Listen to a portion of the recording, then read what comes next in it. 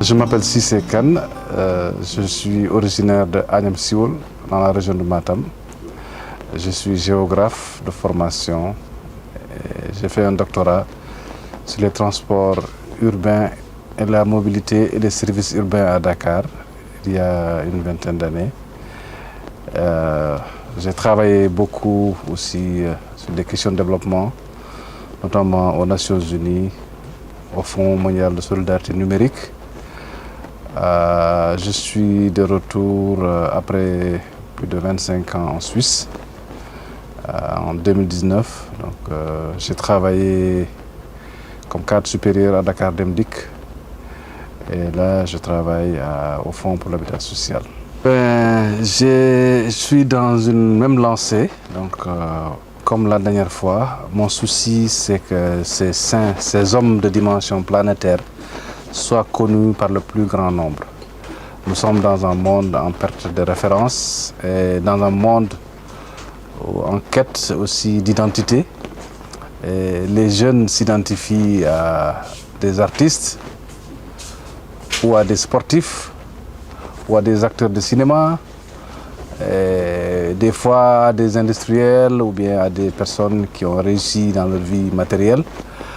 Alors que dans mon entendement, la quintessence de la vie, elle est d'abord spirituelle. Et nous avons autour de nous, sur les traces du prophète Mohammed sallallahu alayhi wa sallam, des hommes de dimension planétaire qui méritent d'être connus du grand public et qui méritent aussi de servir de modèle et de référence. Donc après Jawahirul Ma'ani en 2018, ce livre vient un peu dans la même veine, continuer à faire connaître ces grands hommes de dimension planétaire, donc bien sûr Cheikh Al-Hajj Mohamed Saïd Ba, le fondateur du Dakar de Medina Gounass. Alors le livre, c'est une chance pour moi, c'est un livre qui a été écrit du vivant du Cheikh sur sa biographie, donc par un de ses disciples, Thierno Ahmed Tidiane Fass. Et le livre a été édité et mis en édition arabe par le petit-fils du Cheikh, Thierno Jalaluddin Ba, et le fils de l'auteur de l'édition arabe, Thierno Mohamed El Hadi Ba. Donc ça a été fait aussi sous l'autorité morale de Thierno Ibn Omar Ba, qui est le petit frère du khalife actuel, donc le fils de Thierno. Donc je ne voulais pas réinventer la roue.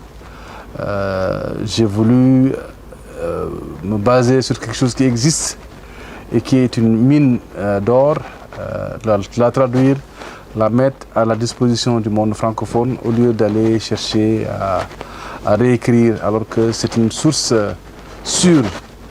Et donc ça s'inscrit dans une logique de faire connaître ces saints. Pour revenir à la question du contenu, le livre retrace la vie du Cheikh. Et il contient aussi la biographie ou la vie de ses grands maîtres. Thierno Mohamed Baba Talla, qu'on appelle aussi Thierno Hamé Baba Talla, radiallahu anhu. Thierno Ahmad Baro, donc de Mbour, radiallahu anhu. Et Thierno Aladji Ali Thiam, de Medina Aladji, donc c'est dans la région de Kolda. Donc ce sont ces maîtres qui l'ont formé, qui lui ont transmis le message mohammedien et qu'il a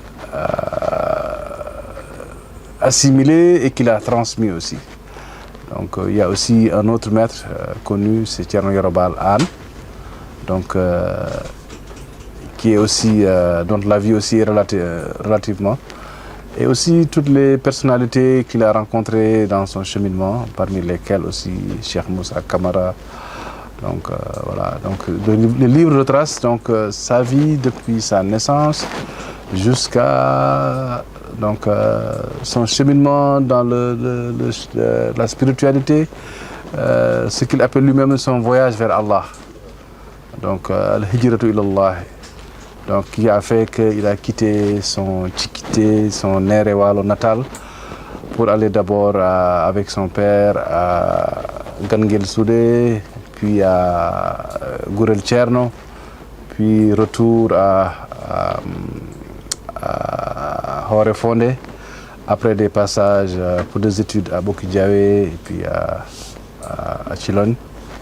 Puis après son émigration donc, vers le sud du Sénégal, sa rencontre avec Ahmed Baro, sa rencontre avec Sidal Djali, et puis après tout son travail de dawa donc, à travers les pays limitrophes, donc en partie avec Thierno Ahmed Baro, donc, et puis la fondation du Dakar dans les années 40.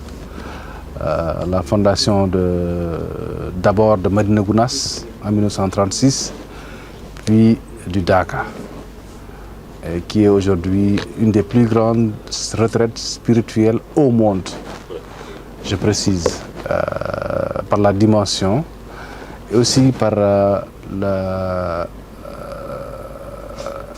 manière dont cela est fait.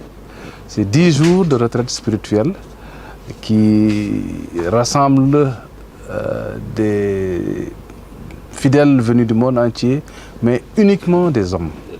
Donc c'est inédit. Même à la Mecque, même à Arafat, même à Mina, il y a un mélange entre les hommes et les femmes.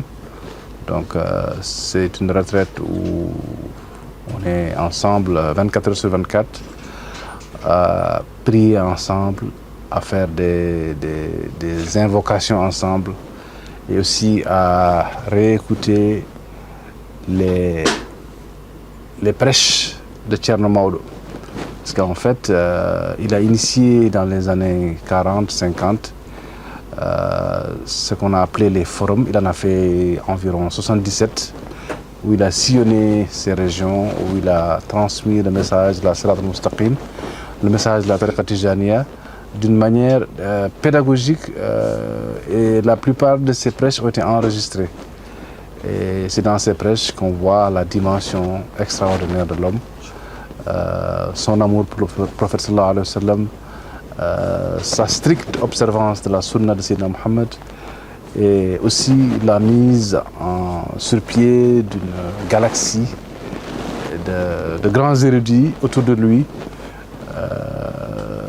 qui ont transmis le flambeau et qui ont fait que cette vision réformée de l'islam, qui est vraiment axée sur la sunna, a eu ses lettres de noblesse, donc à travers cette grâce divine qu'est le Dakar, à travers tout le système qu'on appelle communément le système Bour et Gounass, et qui a fait qu'à vers les années 60, il a sorti ce mot extraordinaire en disant à tous ses bien-aimés, Pamé Ondani, Fabngen Amgen, Fablen Amgen. Accourez, amassez les trésors de la grâce divine. Donc, qui est un peu le sous-titre de l'ouvrage.